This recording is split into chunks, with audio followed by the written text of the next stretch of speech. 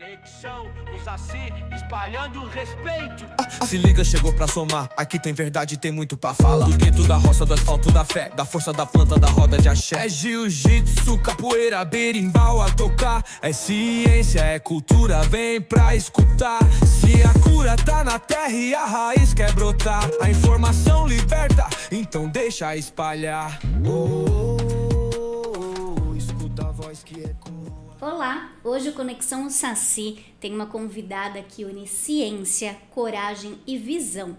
É a doutora Tereza Raquel Xavier Viana, mestranda em Ciências da Saúde pela Faculdade de Medicina de Jundiaí, autora de livros e atualmente ela está desenvolvendo um estudo clínico inovador lá pela Faculdade de Medicina de Jundiaí, que é sobre o uso terapêutico de extratos de cannabis para o tratamento de Alzheimer. Ela também é autora de obras como Biomedicina em Foco e Cannabis Medicinal, o Poder Terapêutico. Ela atua como uma voz ativa na produção científica nacional. E hoje nós vamos explorar com ela não só os desafios da pesquisa, mas também os caminhos possíveis para transformar conhecimento em cuidado acessível. Seja muito bem-vinda, doutora Tereza, que prazer poder recebê-la aqui no Conexão Saci. Muito obrigada. Obrigada, o prazer é meu. Agradeço o convite, né? Estou muito lisonjeada com o convite, participar esse momento de divulgação, de espaço para a gente falar é muito importante, então agradeço muito. É um prazer, nossa, um prazer poder receber e conversar sobre pesquisa nessa área, né? Mas conta um pouquinho aí de como que foi esse seu trajeto, essa trajetória para chegar na pesquisa, para chegar na cannabis. Conta aí pra gente como é que começou. Tá, inicialmente eu quero trazer esse livro aqui, Cannabis Medicinal, deixar com vocês, tá? Ah, que maravilhoso. Obrigada, doutora. A gente estava super curioso mesmo. Tô muito contente de poder receber. Você vai fazer um bom uso disso. Obrigada, Um viu? livro que é resultados de estudos neurocientíficos pela Unifesp, onde participam da autoria médico, biomédico, psicopedagoga, neuropsicóloga também. Tem um grupo aí bastante diverso, mas cada um unindo, né, suas especialidades para deixar o livro robusto e com muita ciência. Com certeza, muita coisa. Importante discutir esse assunto, né? Tem uma produção científica ainda começando no Brasil sobre a cannabis. Como é que você caiu nessa área e já produziu isso? Conta um pouquinho dessa trajetória. A cannabis surgiu na minha vida primeiro como opção terapêutica há uns 3 anos atrás, onde eu tive esse primeiro conhecimento mesmo pela mídia, né, sobre cannabis medicinal, e aí onde me chamou a atenção. Estudei um pouco, pesquisei mais a fundo e nessa mesma época eu já tinha em mente entrar para o mestrado, né, com um projeto e por que não unir cannabis medicinal como uma nova tentativa e terapêutica para pacientes com Alzheimer.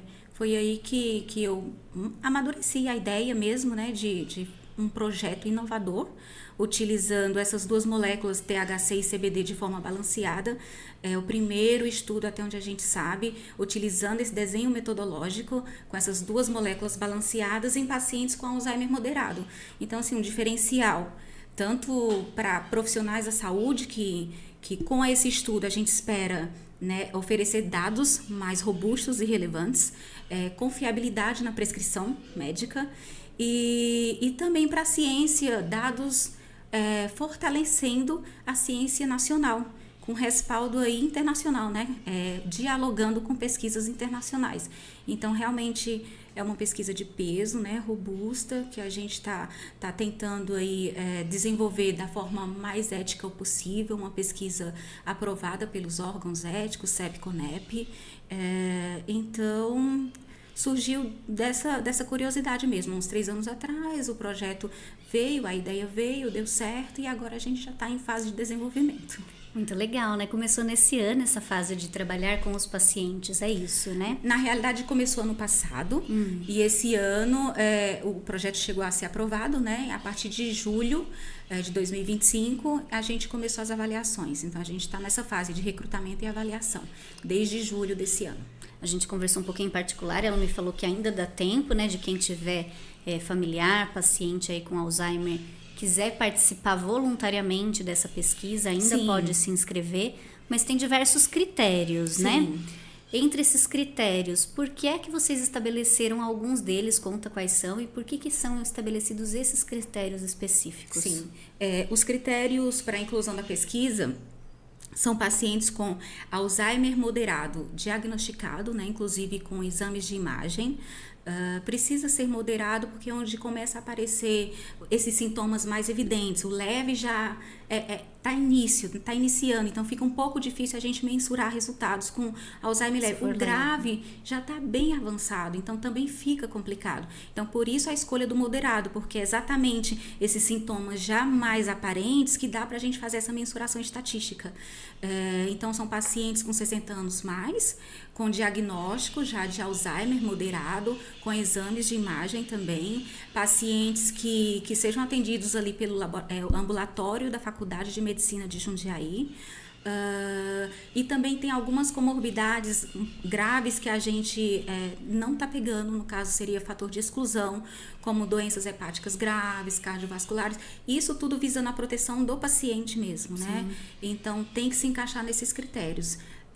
Por conta desses interferentes que a gente tenta eliminar o máximo possível para que a gente tenha resultados positivos e relevantes e satisfatórios para a pesquisa. E que inclusive a gente possa criar aí novos parâmetros Sim, de tratamento, a ideia é essa, né, com o uso da cannabis. Sim, né? A ideia realmente é essa, tentar mensurar, né, resultados satisfatórios aí com a possibilidade de uma nova terapêutica, qualidade de vida melhor para esses pacientes, não só para o paciente, mas para a família, o cuidador, porque a gente sabe que a família sofre tanto quanto. Sim.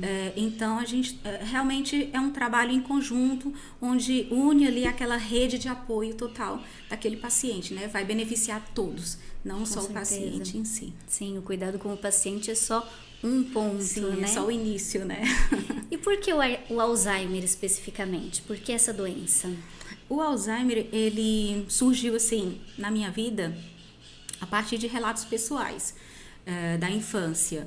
Quando eu tinha por volta de 7 anos, 8, eu convivi com alguns vovozinhos, né, de colegas, amiguinhos, que tinham Alzheimer, mas naquele tempo não era conhecida a doença, não se falava em Alzheimer. A gente falava, tá caducando. Exatamente, tá esclerosado, tá caducando, menos Alzheimer.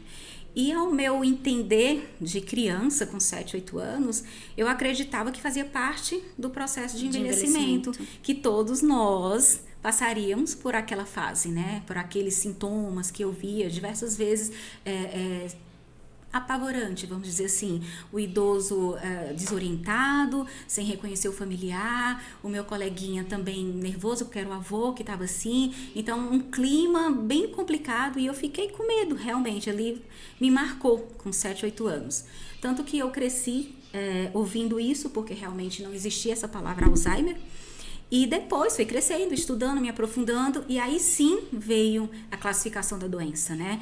E aí eu voltei para minha infância, tipo, então aqueles vovozinhos agora entendi, tinham né? Alzheimer. E aí eu estimulou a curiosidade, fui pesquisar mais a fundo, juntando a essa história pessoal, tem os números, né? O envelhecimento tá aí, os Forte números no são Brasil.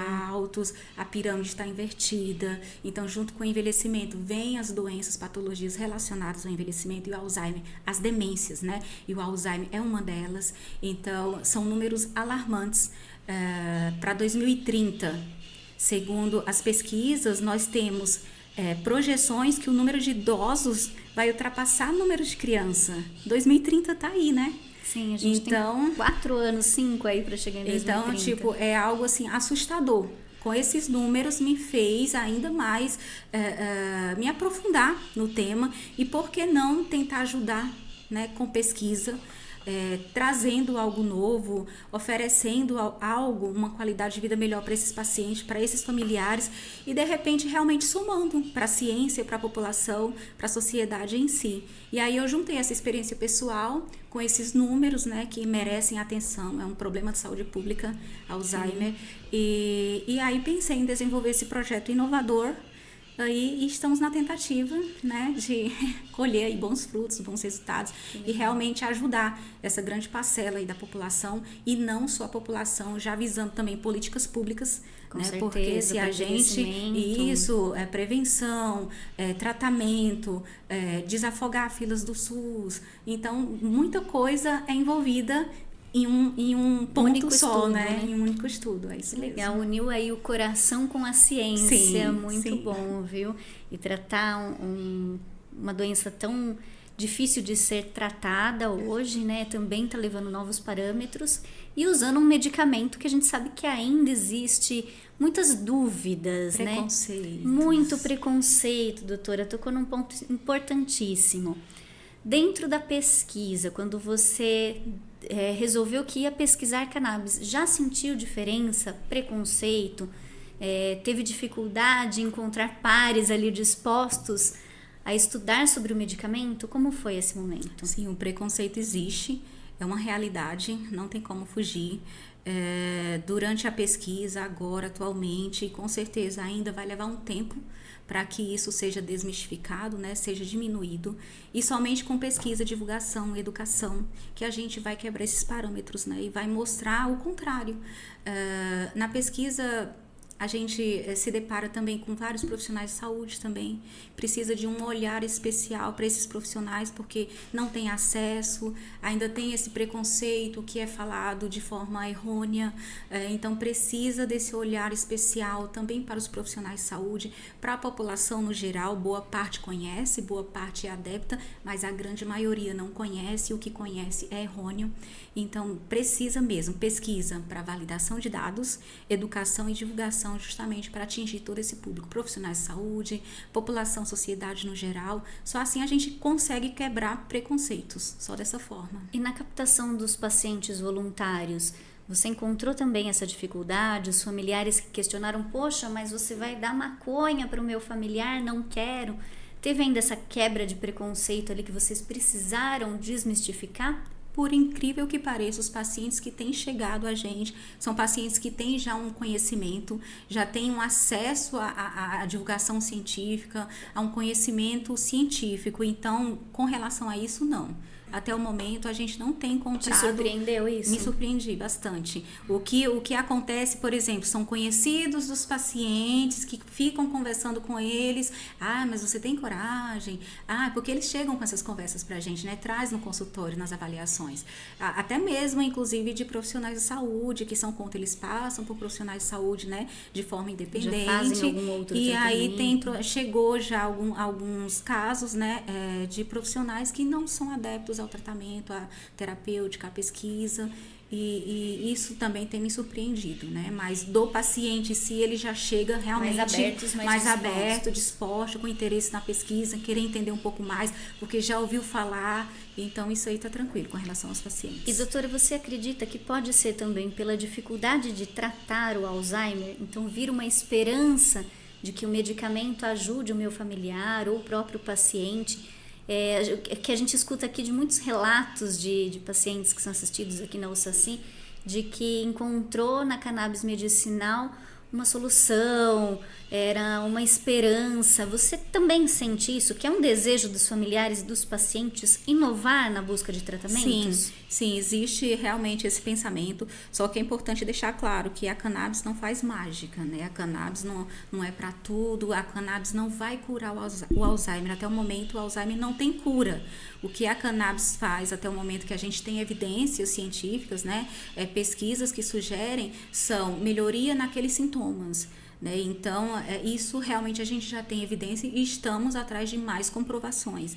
Redução na agitação, uma melhora no sono, uma melhora no apetite, mas alguns pacientes ainda têm isso em mente, tipo, que vai curar. Zerar meus problemas. Que vai zerar. Deposita realmente toda a esperança na medicação, mas quando eles veem realmente que esses sintomas de agitação, de agressividade, tem muitos pacientes também que têm essa agressividade, e o fato dessa melhora já é o suficiente, porque é muito difícil a convivência 24 horas, né, com o paciente, e o cuidador que cuida, que está ali 24 horas, ele precisa estar bem. Sofre muito também, sofre, né? Precisa estar bem. Então, quando o paciente, ele já melhora esses sintomas, já muda a qualidade de vida, não só dele, mas da família, né? Todo mundo que está em volta, é incrível. Quando a gente fala sobre tratar um paciente, a gente está falando de tratar uma um rede. Núcleo familiar, É isso né? mesmo, é uma rede. Isso é muito interessante. Sim. E eu imagino que são poucos os estudos com cannabis. Claro que tem, mas nós ainda temos poucos com Alzheimer no Brasil. Então, o seu tá pioneiro, é inovador. quais foram os principais desafios para você? Quais estão sendo, né? Porque a pesquisa está em andamento. Sim. Para poder ter os parâmetros, para poder disponibilizar o óleo para todas essas pessoas. A composição dele também foi estudada. Explica um pouquinho para a gente como é que foi desenvolver tudo isso. Tá. A gente pensou exatamente nessas moléculas balanceadas, THC e CBD, de forma balanceada, até com um balanceio aí de THC um pouco maior, visando que a literatura já sugere, né, que o THC juntamente com o CBD para pacientes com Alzheimer tem bons resultados, tem mostrado bons resultados, principalmente aí na agitação, que é o nosso foco de estudo. Então, diante disso, né, com essas pesquisas baseado nessa literatura, a gente tentou trazer para a nossa realidade e desenvolvemos esse desenho metodológico com esse balanceamento das moléculas para pacientes com Alzheimer, também visando essa inovação. Até o momento é o primeiro estudo com esse desenho metodológico e que a gente realmente espera aí bons dados, bons resultados para, de repente, aí fortalecer uma nova terapêutica para esses pacientes. Os desafios são imensos, né? Já começa pelo preconceito, como a gente falou. É um dos desafios aí que a gente luta diariamente. E não só para esse tema, mas para diversos outros também. Chegar nessa composição também é um desafio ou não? Já é mais fácil? Essa composição, não, acredito que não seja um desafio. A pesquisa, ela é patrocinada pela APEP, é uma associação canábica, uma das maiores do Brasil, está patrocinando a pesquisa. O óleo já tem tido os bons resultados em pacientes da associação, né, em si. Então, a gente trouxe realmente para uma comprovação científica, que é o que a gente está precisando. A pesquisa precisa de mais e mais comprovações científicas.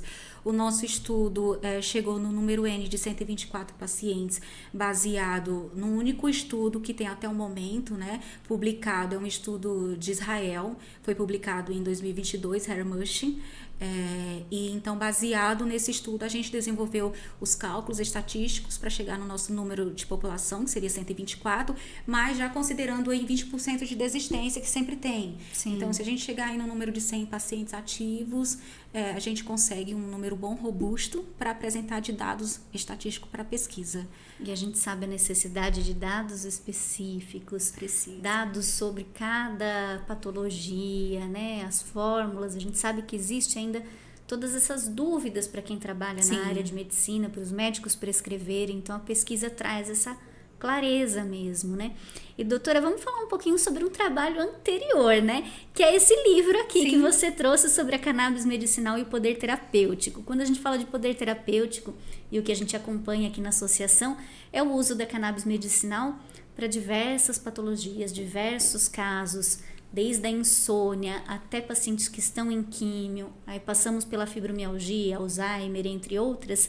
E eu queria que você me falasse um pouquinho, durante o fazer desse livro aqui, os estudos, o escrever, o compartilhar com os outros autores, o que vocês descobriram aqui sobre o poder terapêutico da cannabis? É engraçado que a nossa turma, né, o grupo de autores aí do livro, todos tinham um certo conhecimento já de cannabis, também tinha conhecimento de pessoas próximas ali, familiares, que alguns já faziam uso, né, do óleo, da medicação, e com bons resultados. E aí a gente, em conversa, resolvemos, né, pegar esse tema e estudar, se aprofundar e desenvolver esse livro aí, um livro que foi lançado pela Unifesp, então tem o peso da Universidade Federal de São Paulo. Olha, que aí, legal. Estudos neurocientíficos, tem depoimentos também de pacientes, né, antes Ele e é depois. de qual ano, doutora? Foi lançado ano passado. Olha que legal, gente, não tinha visto, não tinha aberto, mas a gente tem até aqui uma dedicatória para o Saci. Olha que legal, obrigada, viu, doutora? Que legal, então são assuntos aí muito recentes, né? Sim. Uma literatura muito nova, muito legal mesmo, gente, 2024. Que interessante, gente. E fala sobre vários temas, como você mesmo mencionou, fala sobre a parte oncológica, fala sobre autismo também, bons resultados, inclusive tem depoimentos de pacientes antes e depois que começaram o tratamento com crianças, né, com autismo, a parte de agressão e tudo, e teve assim uma melhora surpreendente, incrível. Aqui a gente também tem relatos maravilhosos, viu? É muito interessante ver o uso da cannabis, né, para diversos Sim. casos. Aí tem a oncologia, tem a parte de cuidados paliativos, tem o uso da cannabis na UTI também, pacientes em fase terminal, tem fibromialgia, dor, tem Parkinson. Nossa, aborda bastante o que mais tem de comprovação científica, né? O livro aborda, fora as perspectivas futuras também, e os depoimentos que são bem humanos, reais, né? Que dá esse toque humanizado aí para o livro. Bem legal. Apesar de baseado em muita ciência, mais uma vez unindo aí com a experiência pessoal de pacientes reais, emoção, né? Não tem como. E aí, doutora, a gente entra num outro assunto que é política pública. A senhora já citou rapidinho ali, passando um pouquinho sobre a sua pesquisa, mas sobre as políticas públicas para o uso da cannabis medicinal, né? Eu puxei o tema de quais vocês tratam nesse livro, porque a gente sabe que existem muitas possibilidades, que às vezes o que nos faltam são os dados, as pesquisas, o conhecimento, né? E aí, como levar tudo isso para políticas públicas para que, de fato, as pessoas tenham acesso? Sim. Qual a sua visão sobre isso? É necessário, é uma necessidade, sim, premente. E aí eu volto a bater na tecla. É pesquisa, divulgação e educação. Precisa. É um problema, sim, de política pública, mas acredito que a pesquisa com dados, divulgação e muita educação, atingindo tanto profissionais de saúde como a sociedade no geral, só vai trazer benefícios para todos, né? Inclusive, voltando àquela parte de desafogar mesmo o sistema de saúde, trazer uma nova terapêutica, nova qualidade de vida para esse paciente, para o familiar.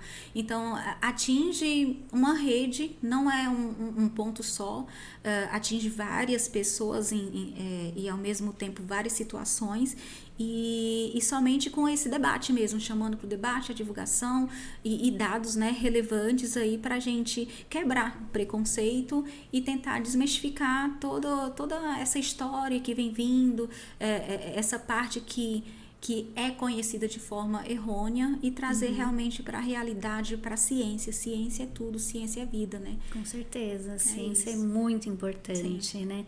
A gente fala dos relatos humanos, mas são todos ligados, ciência, comprovação e pesquisa.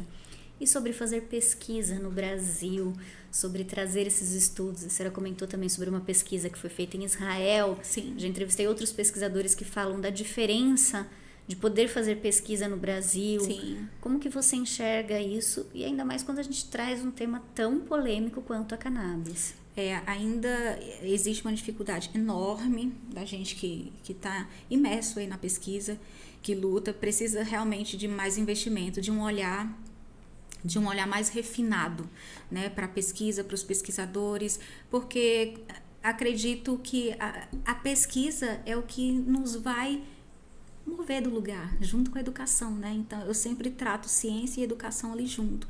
Então, realmente, precisa de um olhar específico para a pesquisa. É a pesquisa que vai tirar a gente do local que a gente está. A gente vai conseguir andar, dar um passo à frente. E olha que as nossas pesquisas aqui no Brasil são relevantes, conversam, dialogam com pesquisas internacionais. Sim. Tem peso, mesmo sem a gente ter aquele respaldo, né? Aquela parte de reconhecimento mesmo, né? Precisa realmente desse olhar e só lutando mesmo com pesquisa sabe o quanto é difícil e Sim. Só quem fica é quem realmente tem esse olhar, essa empatia pelo próximo e fazer um diferencial pelo ser humano mesmo, né? E a gente sabe que, por exemplo, no caso da cannabis medicinal, muitos médicos acabam não prescrevendo justamente porque não tem pesquisa, não tem comprovação científica, né? Sim. E é isso que falta muitas vezes. E hoje vocês estão fazendo esse caminho, né? É um grupo de pesquisadores. A senhora é quem coordena, mas tem mais gente envolvida. Conta um pouquinho como que é esse grupo e quais são os prazos para vocês, porque o que todo mundo quer saber é quando a gente vai ter resultados, né? E a gente sabe que tudo leva tempo, não Sim. é assim, né? Sim, a pesquisa ela é orientada pelo Dr. Martinelli e pelo Dr. Ivan Abrahamia, juntamente com a equipe de geriatria da Faculdade de Medicina de Jundiaí, uma equipe que está ajudando aí nas avaliações, né, uma colaboração assim, imensa. E a gente já iniciou desde julho, né, estamos aí na metade do caminho. Acredito que início de 2026 já tem alguns resultados prévios para ser apresentado em congresso, já começar a divulgar aí resultados prévios. mas resultados mesmo finais, publicação mesmo científica, acredito que só no final do ano que vem, final de 2026. Mas no início de 2026 a gente já tem aí resultados prévios para tratar. Prévios, porque tem que coletar todos os dados, tem o período mesmo, né? Sim. Que interessante. Então já estamos aguardando aí para bater de novo um papinho e contar sobre os resultados dessa pesquisa. Sim. E agora eu queria mudar um pouquinho o foco e contar como é que você chegou no campo da biomedicina, como que você chegou na neurociência. Conta um pouquinho dessa parte da sua trajetória. Tá. Eu sempre fui apaixonada pelo cérebro, né? Entender o ser humano, o comportamento. E aí tive a oportunidade de voltar a estudar, fazer minha segunda graduação em 2022, que foi ali logo pós-pandemia. Resolvi fazer biomedicina por conta do destaque que teve, né, na mídia com Covid e tudo. É algo que eu também desconhecia, tanto que o livro Biomedicina em Foco veio por conta dessa pesquisa mais a fundo sobre a área. Encontrei poucos materiais e aí compilei várias pesquisas, e aí por que não um livro, né, para facilitar a vida aí dos estudantes, profissionais de saúde. E aí foi onde eu tive a ideia. Você gosta de pegar só os temas que tem pouca pesquisa mesmo. Sim, vamos trabalhar lacunas, sobre, né? Lacunas científicas. E aí eu decidi fazer esse livro e me aprofundei em biomedicina. Tô terminando agora, concluo agora dia 12 de dezembro, termino biomedicina habilitada em patologia clínica e gerontologia biomédica. Espero também em breve conseguir habilitação em pesquisa clínica, que eu vou usar o meu mestrado também para tentar essa terceira habilitação. E a neurociência entrou aí em conjunto. Em biomedicina a gente estuda essa parte molecular, né, fisiologia, então consegui me aprofundar um pouco mais nessa parte do cérebro. Aí desenvolvi aí outras pós-graduações, né, fiz 3 pós-graduações em neurociência. Tenho neurociência do comportamento, neurociência do desenvolvimento.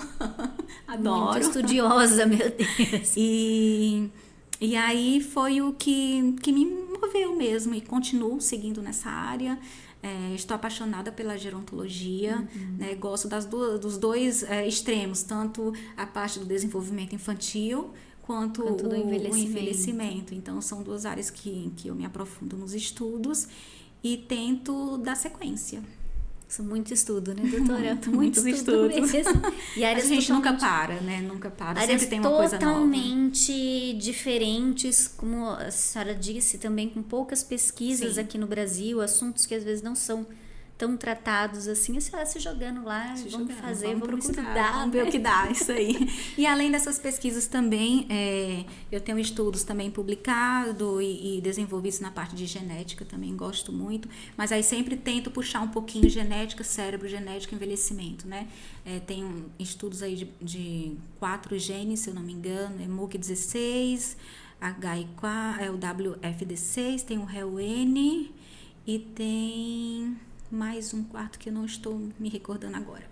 Mas tenho pesquisas na área de genética também, voltadas também para essa parte do envelhecimento, e oncológica também, voltada para o câncer. E a gente falando tanto de estudo e de pesquisa, para os médicos, para os estudantes da área da saúde, para os médicos que já estão aí há muito tempo e que ainda têm dúvidas em relação a cannabis medicinal e tantos outros assuntos, e que muitas vezes falam, poxa, falta pesquisa, falta informação, ou quem está estudando ainda, que recado você deixa, que conselho você daria assim, para as pessoas que também são ativistas e tal, que podem colaborar para a gente acabar com preconceito, para desenvolver talvez outras pesquisas, para ir mais a fundo em tratamentos, medicamentos.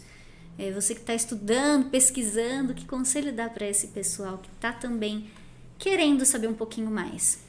Então, eu sempre busco responder com pesquisa e ciência mesmo. Acho que nada melhor do que responder com evidências, né? Então, é sempre procurar estar informado mesmo, atualizado. As pesquisas do Brasil são muito boas, são ótimas, são robustas, de relevância, mas também temos pesquisas aí em outros campos e em outros países também de alta relevância. Então, há essa necessidade desse conhecimento científico mesmo, precisa, porque é a partir do conhecimento científico que a gente põe para a realidade, para o nosso dia a dia. Então, é se aprofundar, se atualizar sempre, né? Tá ligado o que a ciência está mostrando aí, saber também fazer a leitura de um artigo, de uma pesquisa, que não é qualquer pesquisa que está publicada nada que realmente é fácil de compreender, né? Então, né? precisa também ter esse olhar crítico, né? Entender do que se trata, se é assim, não é. E sempre ter a dúvida, porque é a dúvida que nos move, né? Então, é sempre se questionar, perguntar por que será, deixa eu entender um pouco melhor e questionar mais um pouco. E aí, nesses questionamentos, você vai formando o quê? Sua opinião, né? Vendo diferenças e se aprofundando mais no assunto e chegando realmente a uma opinião certa ou errada, enfim. Mas é o conhecimento mesmo, a atualização sempre e duvidar, se questionar e procurar mesmo. Esse é o meu recado. E hoje, quando a gente fala da cannabis medicinal, é uma nova forma de tratamento, né? Imagino que tenham ainda muitas dúvidas, muitos profissionais da saúde ainda têm questionamentos, né? É fácil consultar profissionais como você que estão na pesquisa? É fácil ter acesso a esse tipo de pesquisa, de dados? É fácil. A questão é que as pessoas não têm esse direcionamento, porque a educação ainda é falha. Então, a internet está aí, né? As bases de dados são públicas, são gratuitas, qualquer pessoa tem esse acesso na pesquisa, né? Pode ir lá digitar um tema específico e buscar artigos e pesquisas científicas, mas aí precisa dessa educação de berço, né? Desde cedo, de criança, na infância. Se eu quero transformar esse adulto, a mente desse adulto, uma opinião, então eu preciso trabalhar desde pequenininho. É um trabalhinho ali de formiguinha, Sim. mas que precisa realmente ser feito. Não é porque é difícil que não vai fazer, né? A gente precisa realmente unir cabeças que têm esse pensamento, né? De fazer essa mudança, essa educação começar desde pequeno, realmente para a gente colher frutos no futuro, né? Mas é um trabalho realmente público, né? Precisa mesmo. A gente precisa unir isso, Sim. né? O poder público, os pesquisadores e a nossa Consciência, sociedade, para todo mundo trabalhar e buscar, de fato, os dados corretos ali, né? E algo que é uma opinião minha, né? Que a sociedade, ela não tem a noção do peso que ela tem em opinião. A sociedade tem voz, né? Então, só que é tirada essa voz. Então, a gente precisa dar voz, abrir, chamar a sociedade para o diálogo, participar, conversa. E, para isso, eu preciso oferecer dados, informações baseadas em evidência, que aí entra a educação novamente. Então, por isso que precisa ser desde pequenininho, né? Trazer a criança para esse meio social e fazer com que a criança, adolescente, adulto entenda que eles têm voz ativa e que eles têm poder. Então, chamar a sociedade para essa conversa, para esse poder, é necessário. Então, hoje em dia, a gente não vê isso, né? A sociedade, ela não entende muito bem determinados pontos e assuntos. Por quê? Por que será que não entende? Porque a gente não está discutindo, né? Por isso que a isso gente faz o mesmo. Conexão Saci, traz profissionais como pesquisadores de nome, como a senhora, para falar, olha, vamos ser arrojados, vamos pesquisar, Preciso vamos desse buscar bate-papo. dados, né? Vamos colocar ali à disposição também da ciência, quebrar os preconceitos, os paradigmas, né? Quando a gente está falando de saúde, muitas vezes a gente está falando de outras coisas, além do acesso também à saúde, à informação, de onde buscar ajuda, onde buscar o conhecimento, né? E falando de acesso também, a pesquisa está sendo feita junto com uma associação que faz o óleo. E vamos falar um pouquinho sobre essa acessibilidade ao óleo. A gente sabe que nem todo mundo vai ter acesso. Hoje em dia está disponível no SUS, mas os médicos não têm conhecimento. E as associações têm um papel importante nisso. Gostaria que falasse um pouquinho sobre o quanto as associações têm peso nesse trabalho. Sim, a gente sabe que muitos pacientes aí tentam importar, mas tem a burocracia, né? Tenta comprar, mas tem o valor, que é caro. E aí entra o papel da associação, né? A associação tem um papel imenso, tanto na quebra de preconceito, tanto trazer o assunto de forma mais amena, um óleo, uma medicação mais acessível. Então, assim, tem feito um trabalho excepcional de acolhimento mesmo e de inclusão.